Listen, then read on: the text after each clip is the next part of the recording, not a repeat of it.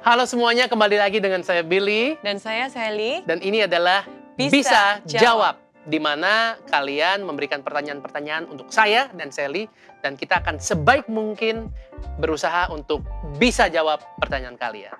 Kali ini kita akan ngobrol seputar keuangan. Hal yang sangat-sangat krusial dan sangat-sangat penting untuk kita bahas di dalam hubungan relationship.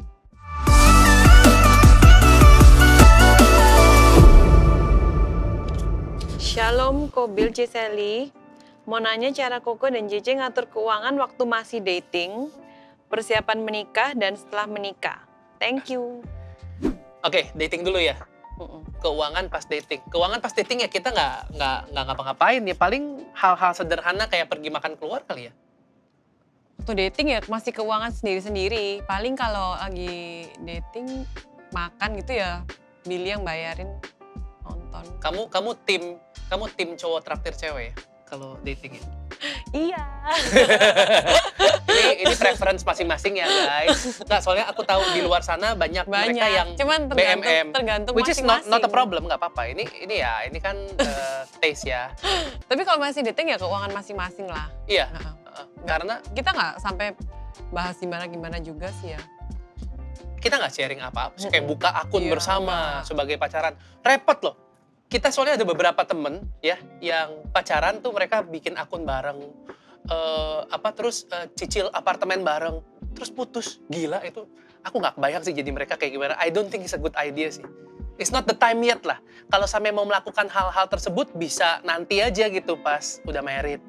Karena kalau nggak itu merusak ini nggak sih, merusak prospek hubungan ke depan. Karena gini, orang pacaran bisa putus. Itu fakta. Semua orang pacaran pasti bisa putus. Dan kita pasti berharap setelah putus tetap temenan. Sayang dong, masa gara-gara pacaran putus jadi nggak temenan lagi? Sayang banget gitu. Jadi janganlah kita melakukan hal-hal yang dapat merusak potential friendship ke depannya apabila putus. Karena putus adalah sebuah kemungkinan yang sangat besar kalau untuk orang yang pacaran. Oke, itu yang untuk urusan keuangan pas dating. Kalau persiapan menikah? Persiapan menikah paling ini bahas tentang budgeting ini kali ya. Kalau mau pesta dan lain sebagainya. Iya, mungkin ya. Iyalah. Iya. Mengatur waktu persiapan pernikahan ya. Lain-lain setiap orang. Ya lain-lain setiap orang. Ada yang cowoknya bayar semua. Iya. Ada yang bagi dua. Bagi-bagi. Ada yang ceweknya bayar semua. Kita juga nggak tahu. Kan. Bebas, yang penting harus diobrolin. Harus diobrolin, maunya vendornya yang kayak gimana, maunya budgetnya berapa, tamu yang hadir berapa banyak dan lain sebagainya gitu.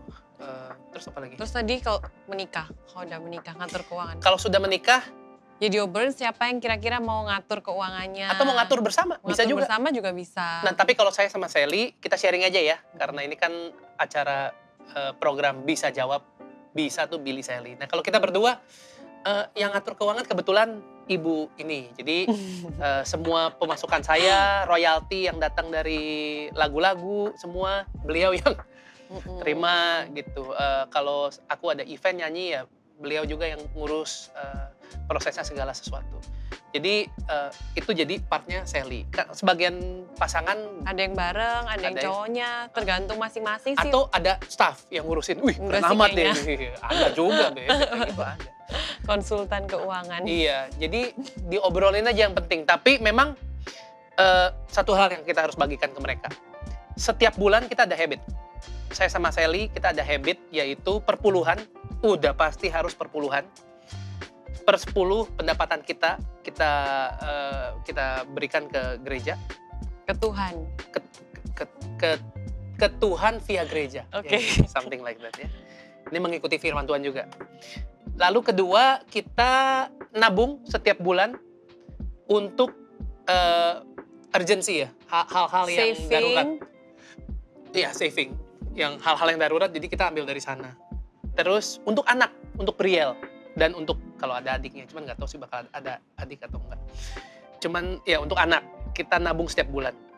Sama yang terakhir untuk leisure. Ya, untuk jalan-jalan atau perlu yang ya sekunder lah, yang nggak terlalu penting, tapi penting juga sih sebenarnya refreshing ya. Jadi 4 hal ini kita selalu transfer.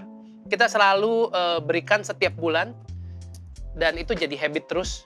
Makanya salah satu hal yang menyelamatkan kita selama pandemi ini juga sih. Ya. Jadi kita juga tetap bisa mengelola keuangan dengan baik sebagai suami istri. Cara punya mindset yang benar buat bangun bisnis dan kelola keuangan yang Tuhan udah berikan kepercayaan. Biar nggak cuman tentang cuan-cuan doang, tapi tetap punya passion dan fire to be better and enhance our own business. Tips dari saya sih pastinya sadari kalau apa yang ada di tangan kita saat ini, karir kita, perusahaan kita, company kita, semua apapun itu keluarga kita, ini semua bukan milik kita. Ini bukan proyek kita, tetapi ini adalah titipan Tuhan.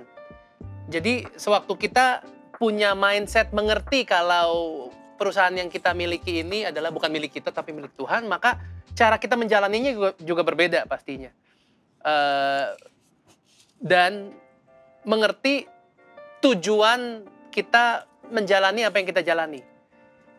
Kita diberkati untuk menjadi berkat, betul ya? Jadi sewaktu kita menjalani perusahaan, maka yang harus dipikirkan adalah apakah perusahaan ini memberkati orang-orang. Tidak hanya customers loh ya, terutama yang terlibat di dalam perusahaannya. Staff, pegawai, orang-orang terdekat, key people, orang-orang kunci di dalam perusahaan. Pastikan apakah mereka terberkati, apakah mereka adalah bagian dari perusahaan ini. Apakah lewat kepemimpinan kita, kehidupan mereka menjadi lebih baik. Apakah lewat perusahaan ini karir mereka akan menjadi lebih baik gitu. Itu yang harus dipikirkan karena aku percaya kalau itu semua terjadi, Tuhan pasti akan terus menjalankan berkat-berkatnya. Dia akan jaga terus perusahaan kita. Kalau kita sadari perusahaan ini adalah milik Tuhan, maka kita juga menjadi pemilik perusahaan yang lebih secure karena kita tahu ini Tuhan punya kok. Gue nggak terlalu pusing lah, nggak perlu terlalu stres. Orang bilang ekonomi bakal rusak, bakal drop dan lain sebagainya. Kita nggak usah khawatir karena toh tujuan saya jalanin perusahaan ini juga baik.